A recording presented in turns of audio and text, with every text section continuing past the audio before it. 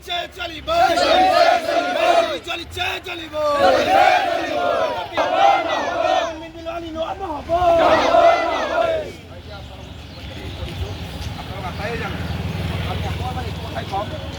এইফালে বসবাস কৰি আহিছোঁ।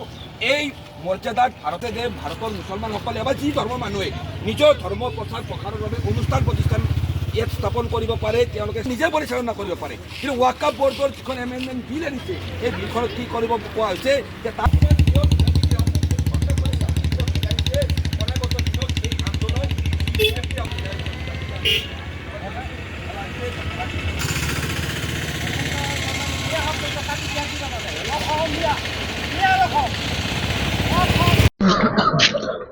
চাওক, ইতিমধ্যে যি ৱাকাফ সংশোধনী বিধেয়ক, যি ৱাকাফ এমেণ্ডমেণ্ট বিল যোৱা পৰহি দিনটোত লোকসভাত আৰু যোৱাকালি দিনটোত ৰাজ্যসভাত যি পাছ কৰিছে, এই বিলখনৰ বিৰুদ্ধে ইতিমধ্যে সমগ্ৰ ভাৰতবৰ্ষৰ মুছলমান সমাজে বা গণতন্ত্ৰত তথা সংবিধানত বিশ্বাসী সৰ্বস্তৰৰ জনগণে তীব্ৰ প্ৰতিবাদ সাব্যস্ত কৰিছে।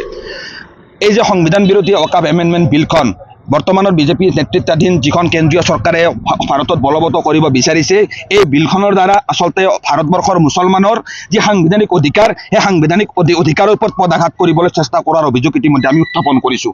আৰু এই বিলখন বাতিলৰ দাবী লৈ আজি ABMCয়ে ভাৰত ভূটান আন্তঃৰাষ্ট্ৰীয় ঘাইপথত এই বিলখনৰ বিৰুদ্ধে আমি প্ৰতিবাদ সাব্যস্ত কৰিছোঁ। এই বিলখনৰ প্ৰতিলিপি আমি দাহ কৰিছোঁ আৰু এই অসমৰ পৰা, এই BTADৰ পৰা, এই তামোলপুৰৰ পৰা আমি চৰকাৰক সকীয়াই দিব বিচাৰিছোঁ যে সংবিধানৰ ওপৰত আক্ৰমণ কৰিবলৈ, সংবিধানখন নস্যাৎ কৰিবলৈ সংবিধানে যি অধিকাৰ ভাৰতৰ মুছলমানসকলক, সংখ্যালঘুসকলক প্ৰদান কৰিছে, আৰ্টিকেল 26এ প্ৰতিটো ধৰ্মৰ মানুহক নিজৰ ধৰ্ম প্ৰচাৰ প্ৰসাৰৰ বাবে অনুষ্ঠান প্ৰতিষ্ঠান ইয়াত স্থাপন কৰা, সেই অনুষ্ঠান প্ৰতিষ্ঠানক এডমিনিষ্টাৰ কৰা অৰ্থাৎ পৰিচালনা কৰা, প্ৰশাসনক সম্পূৰ্ণ নিয়ন্ত্ৰণ কৰা যি অধিকাৰ ভাৰতৰ সংবিধানে প্ৰতিটো ধৰ্মৰ মানুহক প্ৰদান কৰিছে, সেই অধিকাৰ অনুসৰি দেশত ৱাকাফ বৰ্ড প্ৰতিষ্ঠা হৈছে। ৱাকাফ বৰ্ডৰ যি সম্পত্তিৰ ওপৰত সম্পূৰ্ণভাৱে মুছলমানৰ অধিকাৰ আছে আৰু মুছলমানৰ অধিকাৰ এনেকৈ কাঢ়ি ল'বলৈ কেতিয়াও দিয়া নহ'ব। অসমৰ সমগ্ৰ ভাৰতৰ মুছলমান আজি ৰাজপথলৈ ওলাই আহিছে। আজি দেশৰ 20 কোটি মুছলমানৰ কোনো ধৰণৰ দিহা পৰামৰ্শ নোলোৱাকৈ এনেকৈ মুছলমানৰ অধিকাৰ নস্যাৎ কৰিব পৰা এনেকুৱা ৱাকাফ এমেণ্ডমেণ্ট বিল আমাৰ ওপৰত জাপি দিলে আমি কোনোপধ্যে মানি নলওঁ। দেশৰ সংবিধানখন নস্যাৎ কৰিবলৈ যি ষড়যন্ত্ৰ এইখন চৰকাৰে আৰম্ভ কৰিছে, এই ষড়যন্ত্ৰ আমি মানি নলওঁ।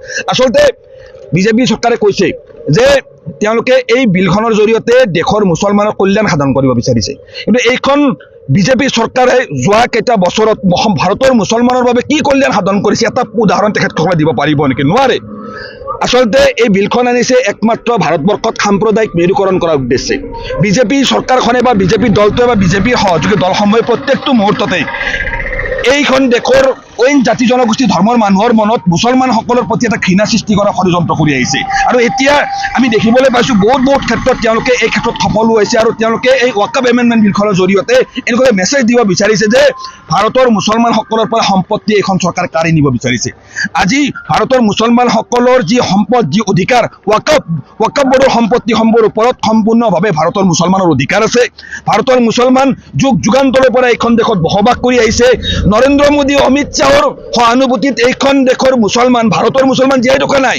ভাৰতৰ মুছলমান এইখন দেশত সসন্মানে মৰ্যাদা সহকাৰে জীয়াই আছে দেশৰ সংবিধান অনুসৰি। আৰু দেশৰ সংবিধানৰ আৰ্টিকেল 26এ ভাৰতৰ মুছলমানক সম্পূৰ্ণভাৱে নিজৰ ধৰ্ম প্ৰচাৰ প্ৰসাৰৰ বাবে ইয়াত অনুষ্ঠান প্ৰতিষ্ঠান আয়োজন কৰাৰ অধিকাৰ দিছে। আৰু সেই অনুষ্ঠান প্ৰতিষ্ঠানৰ ক্ষেত্ৰত আজিৰ তাৰিখত এখন চৰকাৰে যি ইয়াত ৱাকাফ এমেণ্ডমেণ্ট বিল আনি এই অধিকাৰ কাঢ়ি লৈ যাব বিচাৰিছে, এই কথা আমি কেতিয়াও সহ্য নকৰোঁ, কেতিয়াও মানি নলওঁ। আমি স্পষ্টকৈ কৈছোঁ, যিহেতু ৱাকাফ এমেণ্ডমেণ্ট বিলত স্পষ্টকৈ কোৱা হৈছে কি যে তেওঁলোকে ইয়াত ডিষ্ট্ৰিক্ট মেজিষ্ট্ৰেটৰ ওপৰত সকলোৱে কৰ্তৃত্ব প্ৰদান কৰিব। যদি ডিষ্ট্ৰিক্ট মেজিষ্ট্ৰেটৰ ওপৰত কৰ্তৃত্ব প্ৰদান কৰে মানে কি? এয়া ভাৰতৰ মুছলমানৰ যি সাংবিধানিক অধিকাৰৰ ওপৰত অবাধ হস্তক্ষেপ। আৰু এই কথা আমি কেতিয়াও হ'ব নিদিওঁ, কাৰণ ভাৰতৰ মুছলমান এইখন দেশৰে এটা অবিচ্ছেদ্য অংগ। আৰু ভাৰতৰ মুছলমানৰ ওপৰত হৈ থকা এনেকুৱা ধৰণৰ আক্ৰোশমূলক ব্যৱহাৰৰ বিৰুদ্ধে আগন্তুক দিনতে ইয়াৰ বিৰুদ্ধে তীব্ৰ প্ৰতিবাদ সাব্যস্ত কৰিম। যে ভাৰতৰ মুছলমানসকলে বা যি ধৰ্মৰ মানুহে নিজৰ ধৰ্ম প্ৰচাৰ প্ৰসাৰৰ বাবে অনুষ্ঠান প্ৰতিষ্ঠান ইয়াত স্থাপন কৰিব পাৰে, তেওঁলোকে নিজে পৰিচালনা কৰিব পাৰে। কিন্তু ৱাকাফ বৰ্ডৰ যিখন এমেণ্ডমেণ্ট বিল আনিছে, এই বিলখনত কি কৰিব কোৱা হৈছে যে তাত